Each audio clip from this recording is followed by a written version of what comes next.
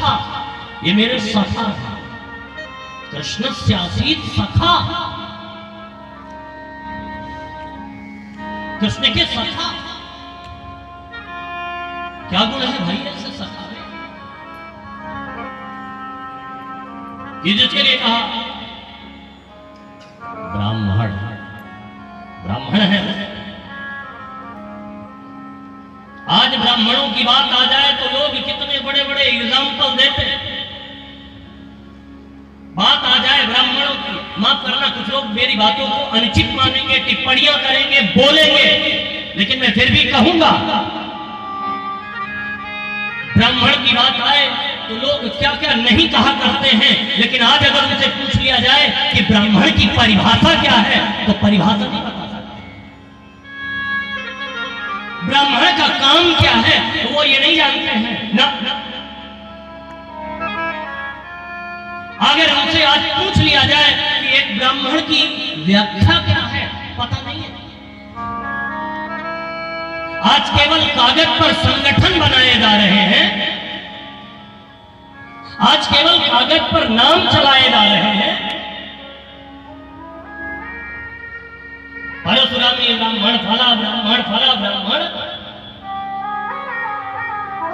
लेकिन अगर उन्हीं से पूछ लिया जाए ब्राह्मणत्व क्या है, ब्राह्मण किसे कहते हैं, ब्राह्मण की परिभाषा क्या है, पता नहीं।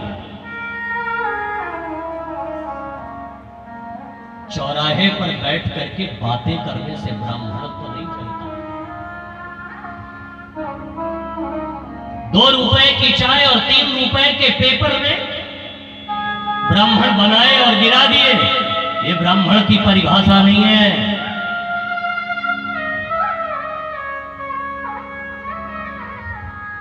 ब्राह्मण कुल में केवल जन्म ले लेने से हम उच्च ब्राह्मण हो जाए, नहीं।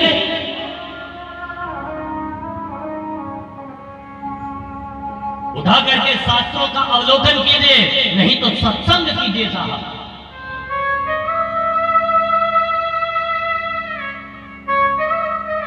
जिसके जीवन में संध्या नहीं है, जिसने गायत्री की उपासना नहीं की, पुराणों में ऐसा वर्णन आता है कि 3 दिन अगर लगातार ब्राह्मण संध्या न करे, द्विज ब्राह्मण संध्या न करे तो उसका वो शूद्रवत होगा। अरे भैया ठीक है, संध्या नहीं आती, पूरा नहीं आप कर पाते, समय नहीं है, तो केवल इतना कर लीजिए आप, केवल पवित्र आचमन, सूर्यार्घ और 10 बार गायत्री, इतने से भी संध्या मान ली जाती है। पिछली बार तो पूज्य महाराज श्री ने बड़ी कृपा की, हम लोगों ने निवेदन किया था उनसे कि जो पारंपरिक पर्व आता है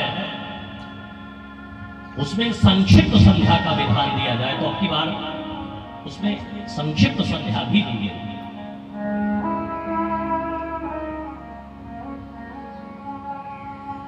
ब्राह्मण के 6 कर्म हैं, इसलिए ब्राह्मण को खटकर्मी कहा जाता है। अरे भैया ये पंडित जी बड़े खटकर्मी हैं। खटकर्मी का मतलब खटकर्म है क्या? 6 कर्म वो ब्राह्मण के हैं क्या? दान लेना और दान देना, यज्ञ करना, यज्ञ कराना, विद्या पढ़ना और विद्या पढ़ाना।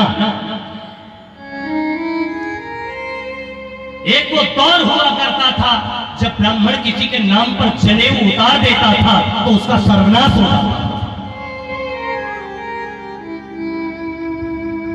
आज तो भैया शादी होकर के आई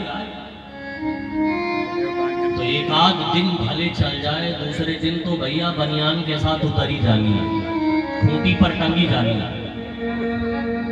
अच्छा कुछ लोग कहा करते हैं गुरु जी क्या बताएं पालन नहीं कर पाते, फिर हम नहीं कहेंगे। हमने कहा भैया मत करो पालन, 1 दिन नहीं होगा, 2 दिन नहीं होगा, 1 साल नहीं होगा, 2 साल नहीं होगा, लेकिन एक न एक दिन तो आपको वो अपने आप ऑटोमेटिक आपका हाथ यज्ञोपवीत पर चला जाएगा। लेकिन पहनिए आप। बहनों की चोटी छोटी हो गई और भाइयों की गायब हो गई, एक बहाना भी मिल गया। क्या बताएं, वो बाल कटाने गए थे, गुरुजी काट दिया।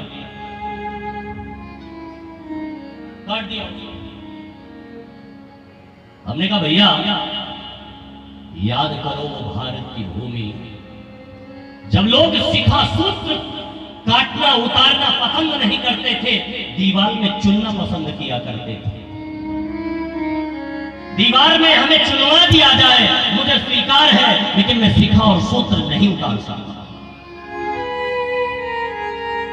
यज्ञोपवीत पहनने वाले ब्राह्मण यदि नियम का पालन कर रहे हैं तो मैं गारंटी से कह सकता हूं अकाल मृत्यु उनकी कभी नहीं हो सकती, कभी नहीं हो सकती, कभी नहीं हो सकती। मैं नहीं कह रहा हूं, ये शास्त्र कह रहे हैं। यज्ञोपवीतम परमम पवित्रम प्रजापतेर्य सहजम पुरस्तात् आयुष्य मध्यम। सबसे पहले अगर कुछ आता है तो आयु वो बलिष्ठ करती है। आयु आपकी छीन नहीं होने पाएगी। आप पूर्णायु जिएंगे जितनी आयु आप लेकर के पैदा हुए हैं।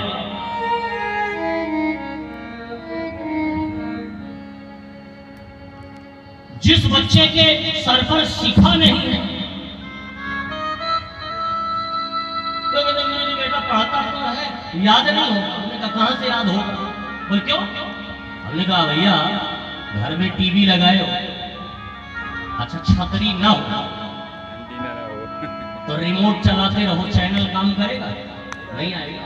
झिलमिलाएगी टीवी, कोई सीन नहीं आएगा।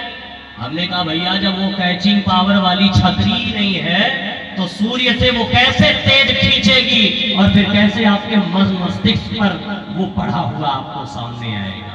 जब वो छतरी होगी तभी वो खींचेगी। चिद्रूपिणी महामाये दिव्य तेजा समन्विते तिष्ठ देवी शिखा मध्य तेजो वृद्धिम कुरुस्व में। सिखाओ सूत्र, दान ले दान दे, यज्ञ करे यज्ञ कराएं, विद्या पढ़े और विद्या पढ़ाएं।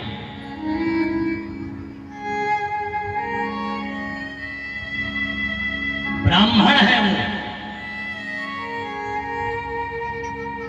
और भगवान श्री कृष्ण ऐसे मित्र नहीं बनाए उनको ना। कृष्ण कौन है? ब्रह्म। और इस भक्त के लिए क्या कहा जा रहा है? ब्रह्मवित्तमः। यदि कृष्ण ब्रह्म है तो ये भक्त भी साधारण नहीं है, ये ब्रह्मवेत्ता, ब्रह्म को जानने वाला है।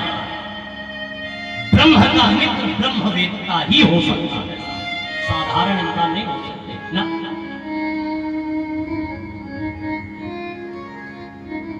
और लिखा इस भक्त के लिए संबोधन क्या?